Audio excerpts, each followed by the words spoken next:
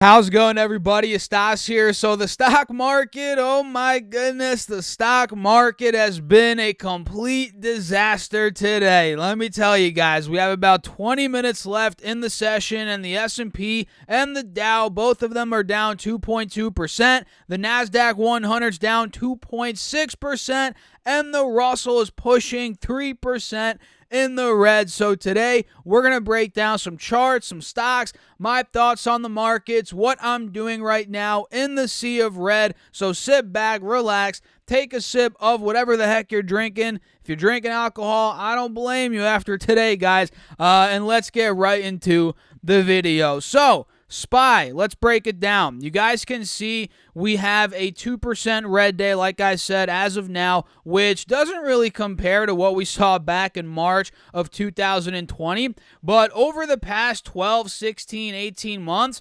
2% red, that's a pretty big red day. And you guys can clearly see, like I broke down in my video earlier, but for those that missed it, we'll talk about it again right now. SPY ended up taking out the low from the middle of August. That was roughly 435. Now we're trading under 432, and we are seeing a bit of a little bounce back here, but still it's very ugly. I mean, 431 is where we're trading. We were at 428, and we're clearly under that low point from the middle of August. And some targets that I have in the short term here for SPY include 420 to 422. That was the low from the middle of July, and then we have the low from the middle towards the end of June, right around 410 to 412. That is where I think if things got really ugly, that is where we could end up going. But you have to be honest with yourself here. SPY is very oversold, and nothing moves in one direction. We should know that at this point in the stock market. There's ups and downs, right? So by that, I mean we could end up seeing a relief rally, whether it's later today, probably not later today because there's only 20 minutes left in the markets, whether it's tomorrow, some point this week, maybe after the Fed meeting. That could be what's setting up right now.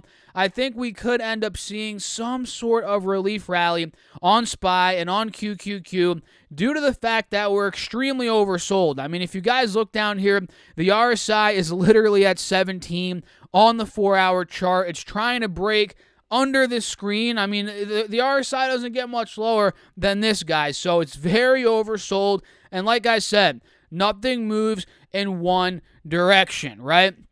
Sure, I mean, let me rephrase that. There could be an overall direction, whether it's up or down, but while we're moving in that direction, whether it's up or down, there's going to be choppiness, up and down within the overall direction. So right now, the overall direction is down. It has been all of September, but we might see some choppiness up and down as we continue moving down, if that makes any sense, right? So yeah, I think we will ultimately get a relief rally followed by more selling, especially if the Fed meeting doesn't go well, it doesn't go smoothly. There will definitely, in my personal opinion, be more selling after that. And let's take a look at QQQ. QQQ is not looking as bad as SPY, technically speaking, because it didn't break the low from the middle of August. The low from the middle of August was right around 360. Now we're trading at 363, so we're right there, but we didn't take that low out. So it's not as bad as SPY, but the second QQQ, and it could, maybe tomorrow or the next day, I don't know. I wish I knew, but the second QQQ breaks under 360, we're probably going to start going for the low from the middle towards the end of July, which was around 350 to 352. You guys can see that right here. If I extend my drawing tool, there's that low from July, and then this one I'm drawing right now is the low from the middle of August. So needless to say, guys, markets were ugly today.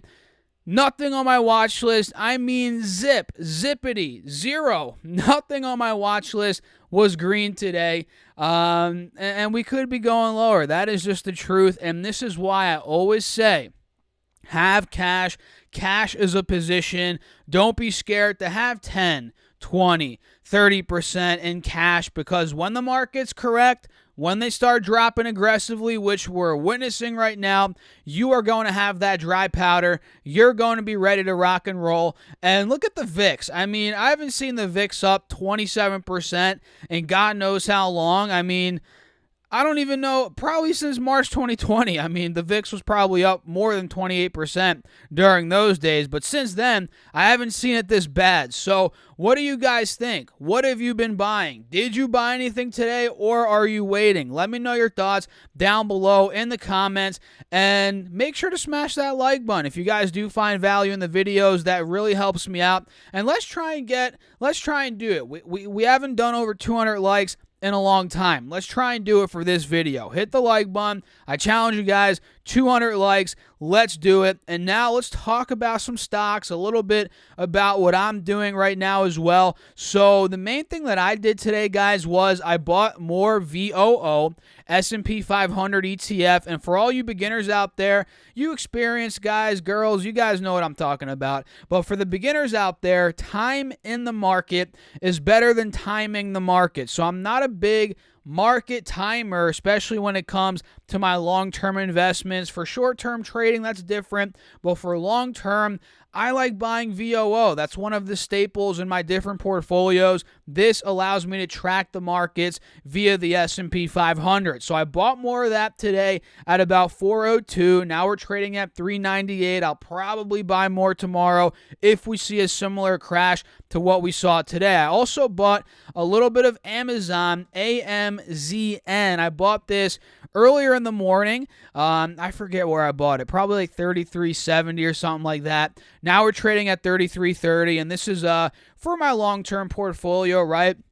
And all of you guys on my Patreon, you know this. You get all my buys, sells, call-outs, morning update videos. Every pre-market, I make those videos. And I post, throughout the day on there, things on my mind, so forth, charts I'm looking at. So if you guys are interested in that, check it out. Link down below. And other than that, I didn't do much of anything else today. I wanted to sell some calls, but selling calls on a red day when the premiums are getting squashed, not the best day to do it. So I'm going to wait till we get a bounce back. Then I'll probably sell some covered calls on Tattooed Chef, which I did already. That expired on the 17th of September. This past Friday, I sold the $30 calls. I collected that premium. They expired worthless. Now I'm looking to do it again, but not on a day like today, considering, again, the markets are getting destroyed. Options premiums are getting dismantled as well. So I'm going to wait until we see a bounce back day. Hopefully we do get a relief rally tomorrow, and I end up being able to do that, so we'll see. But other than that, I didn't do much of anything else today. I'm just waiting patiently. I'm not selling anything. Let me put that out there as well. I'm not panic selling, and I'm not a financial advisor, but if I were to tell you guys something, word of advice, don't panic sell in times like these. Just relax. Take it easy. There's no need, unless you need the money in the short term, which in that case, you shouldn't be in the stock market anyway, right? If you're looking to need this money for the next month, or let's say you need to pay your bills in a month and you're in the long-term account and you're freaking out, you shouldn't be investing anyway. If you're in this for 3, 5, 10 years, relax. Take a chill pill. Don't freak out. And some stocks I'm looking at here, Apple, AAPL, completely collapsing. It's at 142 right now. It's down about 10% from this all-time high. It's in correction territory. I didn't buy any more of Apple today. I own a long-term position. You guys know that. I'm in at about 110 roughly. But I actually did buy my fiance more in her account. I bought her one more share today, averaging in for her as well. And yeah, I mean, I'm probably going to buy more if it gets into the 130s, 130, 135. If it gets back to 120s, I'll start going heavier. But at this point in time, I like Apple. The chart looks pretty bad on the 4-hour chart. I'm not going to lie to you all. It's trading under both moving averages. We broke the uptrend channel. We're looking like we might see a death cross as well. But once you look at the longer time frames, you have the 1-year chart here.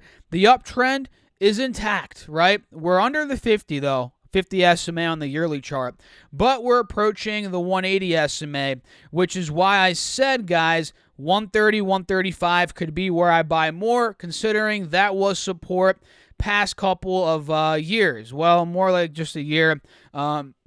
a little bit under a year. You guys can see we held the 180 SMA here back in March, back in April, and in May a little bit as well. Then we saw the big push to 157. Now we're finally giving back some of those gains, which is healthy. Pullbacks are healthy. And again, I expect buyers to step in here on Apple anywhere from 130, 135, heck, maybe even here at 140. So watch out for that. Amazon, AMZN, let's look a little bit more at that chart. You guys can see a clear-cut head and shoulder here on this 180-day 4-hour chart. It's pretty clear cut. You have the left shoulder here, which formed back in April. You got the head here, which formed in July, June, a little bit in August as well. And then we got the right shoulder here that's been forming end of August, all of September so far. And today we got the dump off of 4%. And to give you guys some perspective here with these mega cap companies, Apple being over $2 trillion, when it drops, let's say Apple were to drop 10% in a day, hypothetically, which it has. Not in a day, but the past couple of weeks, it's down 10%. Let's say it was $2.5 trillion market cap. It dropped 10%.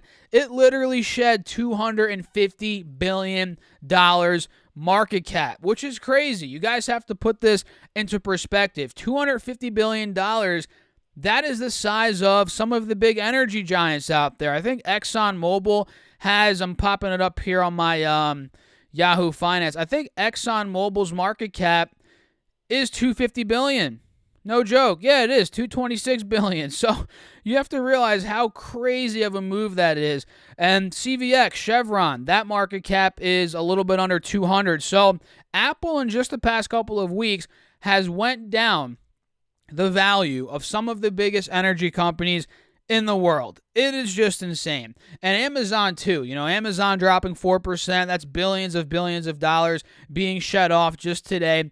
And on the yearly chart, I think Amazon buyers could be stepping in literally where we are right now. Hence why I bought more today. We'll probably average more into it if it falls down further from here. You guys can see we're currently holding the uptrend at a higher low right now above the 180 SMA on this yearly chart. So keep an eye on Amazon there. NVIDIA, NVDA is another one that I'm personally looking at. It's finally selling off, but I'm not going to pull the trigger on it for a long-term investment here quite yet, considering, in my opinion, the valuation is still a little bit lofty for my liking. But as a swing trade, this might not be a bad bet. I mean, look, we're holding the uptrend. We're right around the 180 moving average, which I would like to see it break back over that. So I'm going to put my alert at 213. And as a trade, hey, if we see a relief rally in the markets, NVIDIA starts running back over 215, 213, we could see a $220 price on NVIDIA again. And hey, if this market collapse gets way worse, NVIDIA starts dipping 180s, 170s, 160s, 150s, which I doubt will happen. But hypothetically speaking here, if that were to happen, that is where I'd start nibbling a long-term position on NVIDIA here. So let's talk about some other ones. Shopify, SHOP. And notice, these are all large caps. I'm not really covering any small caps today. Maybe one at the end. GNOG, I guess that is a smaller cap company. But other than that, we're talking all large caps today. So Shopify, clear head and shoulder. Left shoulder, head, right shoulder. Now we're selling off 4% on the day. We're seeing a death cross on the 4-hour chart, and we're trading well under the moving averages as well. So let me show you guys this. On the yearly chart, Shopify looks like it could go 1,300, 1,310, 1,315, right around this 180 SMA, which has been support over the past couple of months, pretty much the past year. So keep that in mind. If Shopify, and understand it could go lower. If Shopify goes lower, which I feel like it could if the markets continue slipping here, buyers will probably step in at around 1,300. At that point, the stock would be $350 under the all-time high. It'd be down 20%. It'd be in a bear market. And for a company like Shopify, which it's by no means a blue chip, I wouldn't put it there yet. Who knows? Maybe one day it will be. But it's a pretty solid state. I don't want to say completely stable. It is volatile. It's a pretty volatile stock, but It's a good company. It's here to stay. When it drops 20%, 25, 30%, if it gets that low, I do expect buyers to step in. So keep your eyes on Shopify. PayPal is another one that I personally own, full disclosure. I don't, and by the way, I don't own Shopify and NVIDIA, right? But I do own Apple, Amazon, and now we're talking about PayPal, PYPL. PayPal is one that I was buying in the 90s. I bought it in the 90s, not 1990. I'm not that old. I remember one guy, or I forget, I don't know who said this, but somebody commented on my video one time when I said that, last time I said it, and they were like, wow, I didn't think you were that old. You were buying PayPal in the 90s. I mean in the $90 value, $90 range, right? Not in the 1990s. I was born in the 90s, but I was sure as heck not buying PayPal in the 90s. But anyway, look at this. PYPL down 3% today. It's currently down from the 310 high, 13%. So we're in correction territory, and we're holding the uptrend. As of today, we're holding the uptrend above the 180 moving average on this yearly chart. And this, historically speaking, judging over the past year, this is where buyers have stepped in after every single correction. I mean, look, back in February, we went from 305 to 224. That was a 30% drop. Where did we hold? We held the 180 SMA. We held it also in March, also in May, also in July and August. So I think this time around, unless the market completely collapses, which it could, I think this time around we will get a relief rally at least off of this 180 SMA. So watch out for that on PayPal. Let's see what else we got going on here. GNOG. This is Golden Nugget Online Gaming. This went down 5% today. I've talked a lot about this. I've told you guys, look at the gaps on the downside. Now we filled the gap to the downside from $23 to $20.50. That is where we are right now. We had a 5% red day today, and maybe we could get a bit of a rally off of here. And if we break under it, we're going to probably start going 18, 17 again, right around that 180 SMA, which is where I originally sold my position. And I don't know, maybe we could pick up some shares there as a swing. So I'm going to put my alert mark is at or below $20 per share. I want to see if this thing collapses under 20. Maybe we'll watch it from there. And the last one that I'm looking at here is Caterpillar, CAT. Let me clear the drawing set and show you guys what we're working with. Caterpillar is actually down a good chunk the past couple of months. Not just today, not just the past month, the past couple of months, CAT has just been destroyed. I mean, from $245 per share, now it's at $190. That's got to be a bear market. Yeah, it is. It's down 25%.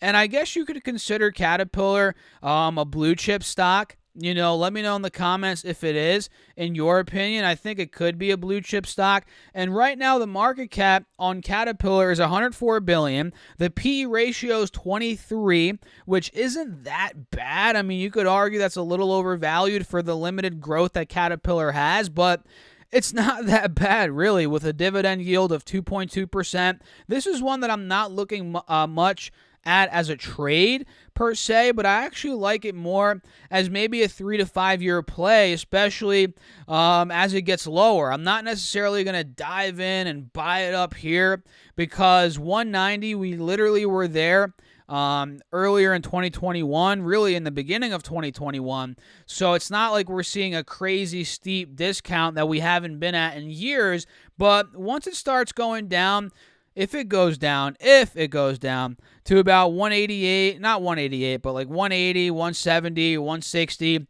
maybe I'd start nibbling a little bit there because Caterpillar has always been a stock that I've been wanting to own. And really, seriously, guys, I don't think I've ever owned Caterpillar. Really never in my life, to be honest with you. So, yeah, I'm going to be watching this dip as, again, it's well into a bear market now.